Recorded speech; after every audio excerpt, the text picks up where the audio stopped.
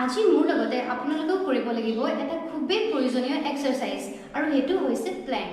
প্ৰয়োজনীয় এইভাবে কাৰণ ইয়াৰ সহায়ত আপুনি সবল কৰিব পাৰে আপোনাৰ কোৰ মাংসপেশী আৰু খুব কম সময়ৰ ভিতৰতে আপুনি দেখা পাব আপোনাৰ শৰীৰত কিছুমান পজিটিভ চেঞ্জেছ।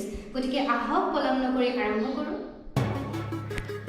প্ৰথমতে আপোনালোকে দুখন হাতৰ কিলা গুটি আৰু আঁঠুত ভৰ দি দেখুৱাৰ দৰে কিছু সময় থাকিবলৈ চেষ্টা কৰিব। যেতিয়ালৈকে আপোনালোক এই পজিশ্যনত সহজ হ'বলৈ ল'ব তেতিয়া ভৰিত ভৰ দি গোটেই ভৰিটোৰ ওপৰলৈ লিফ্ট কৰিব।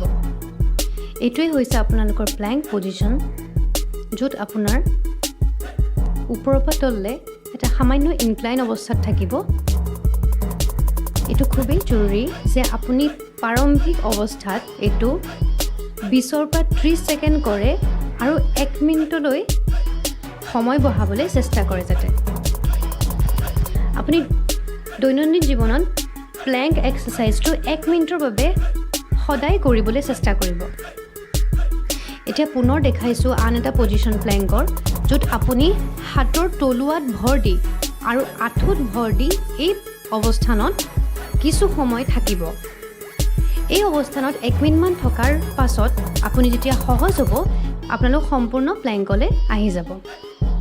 আৰু এই পজিশ্যনত আপোনালোকে 30 ছেকেণ্ডৰ পৰা 1 মিনিটলৈ থাকিবলৈ চেষ্টা কৰিব। ই আপোনাৰ কোৰ মাংসপেশী সবল কৰাত খুবেই সহায় কৰে।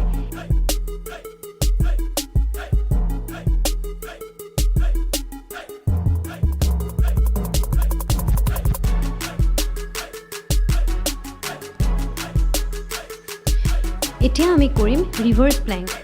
দেখুৱাৰ দৰে আপোনালোকে দুইখন হাতৰ কিলাগুটিত ভৰ দি নিজৰ শৰীৰটো সামান্যভাৱে লিফ্ট কৰিব। চাব যাতে শৰীৰৰ কোনো অংশ মাটিত সংস্পৰ্শত নাথাকে।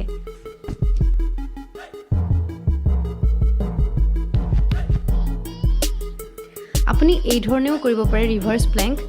হাতৰ তলুৱাত ভৰ দি দেখুৱাৰ দৰে আপুনি এই পজিশ্যনত 30 পৰা 1 মিনিট পৰ্যন্ত থাকিবলৈ চেষ্টা কৰিব।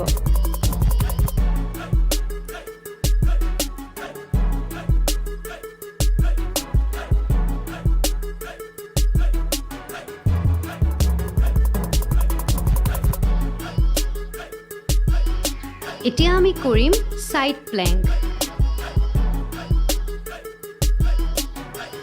দেখুৱাৰ দৰে আপুনি প্ৰথমতে হাতৰ কিলাগুটি আৰু আঁঠুত ভৰ দি নিজৰ শৰীৰটো ওপৰলৈ দাঙিব।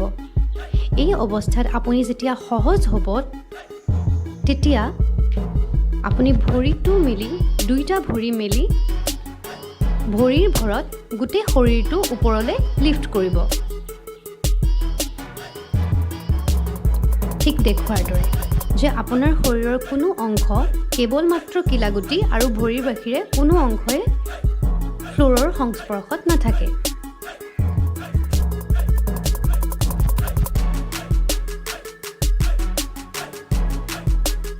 এবাৰ সোঁফালে আৰু এবাৰ বাওঁফালে আপুনি দুইফালে এই এক্সাৰসাইজটো কৰিব।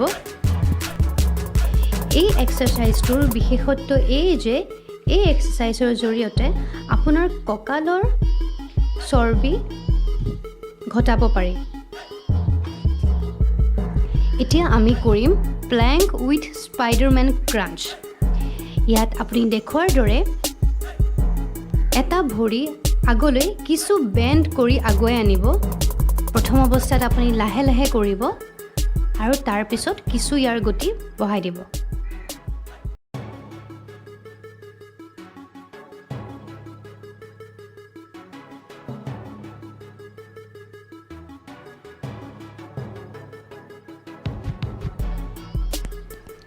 এতিয়া আমি কৰিম প্ল্যাংক উইথ মাউণ্টেইন ক্লাইম্বাৰ। আপুনি নিশ্চয় ধৰিব পাৰিছে মই ভৰিটো শৰীৰৰ সমান্তৰালভাৱে আগলৈ পিছলৈ অনা নিয়া কৰি আছোঁ। প্ৰথমতে এইটো আপুনি লাহে লাহে কৰিব আৰু পিছত ইয়াৰ গতি বৃদ্ধি কৰিব।